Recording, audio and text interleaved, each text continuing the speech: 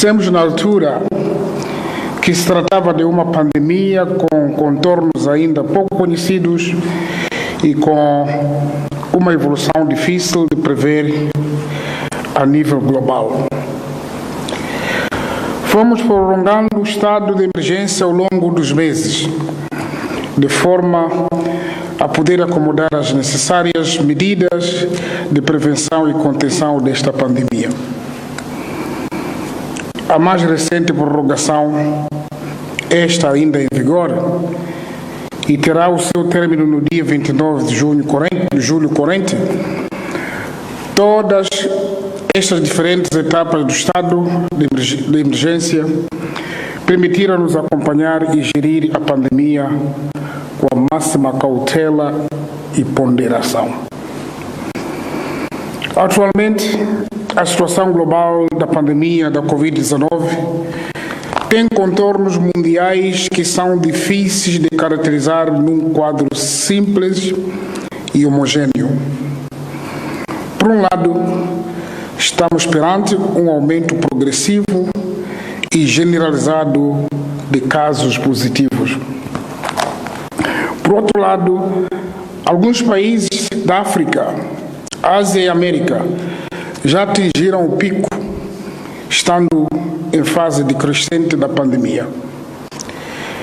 Em certos casos em que essa desaceleração parecia segura, surgiram novos surtos que obrigaram a reintroduzir medidas rigorosas de contenção. A comunidade científica alertou recentemente que existem novas evidências de transmissão do vírus pelo ar. Essas evidências sugerem um maior risco de transmissão em espaços fechados, tais como escritórios, locais de culto, salas de cinema, salas de teatro, salas de conferência. Dados atuais mostram claramente que o nosso país se encontra cercado por vizinhos com altos níveis de contaminação, situação que exige medidas acrescidas de vigilância e prevenção. Até 15 de julho de 2020, em Moçambique, tinham sido realizados 42.551 testes, dos quais 1.330 foram positivos. Foram registrados 9 óbitos e 375 pessoas recuperadas.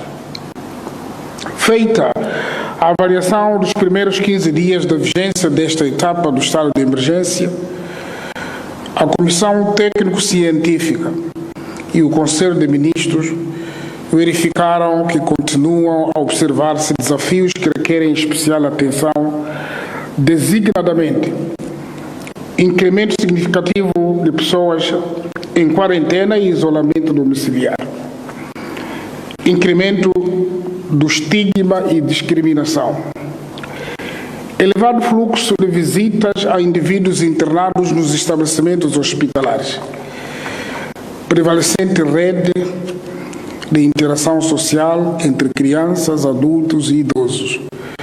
E nesse aspecto temos sido chamados a atenção.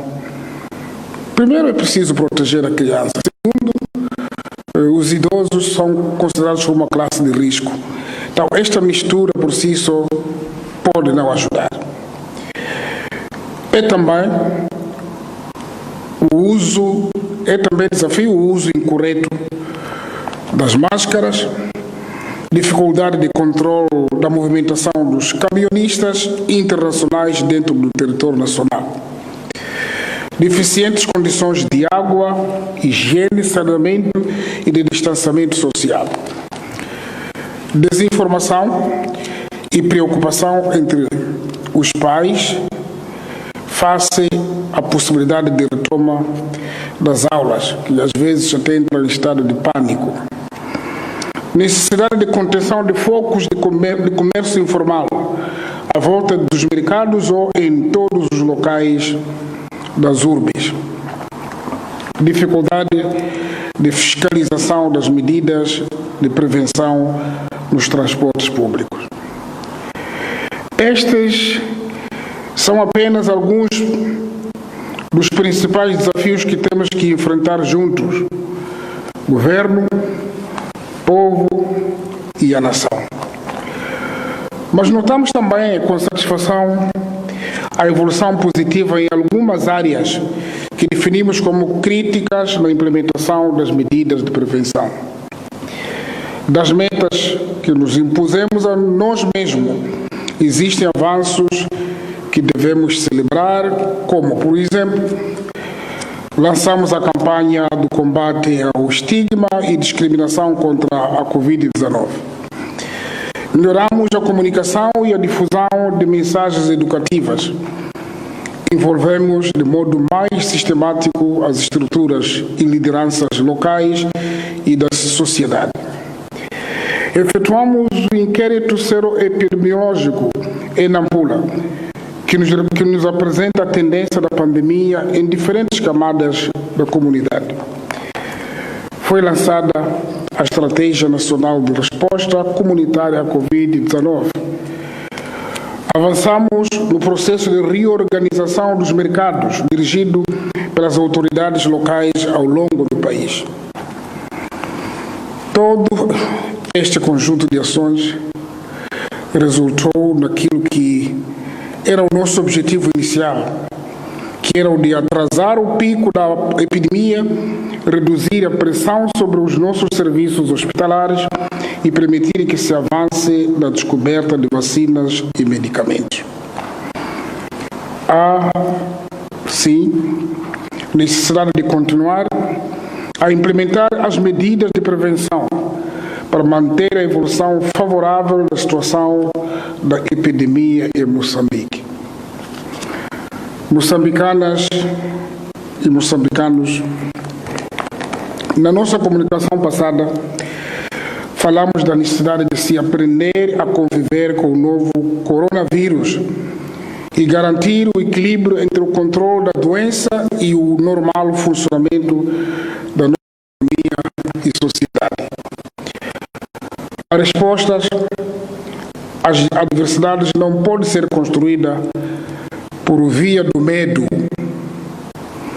As melhores respostas resultam de reflexão serena de toda a sociedade.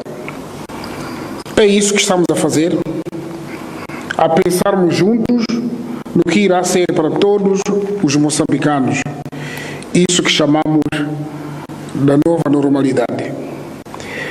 É neste espírito de inclusão que temos estado a procurar encontrar o equilíbrio entre a vida e equilíbrio que pode sustentar essa mesma vida.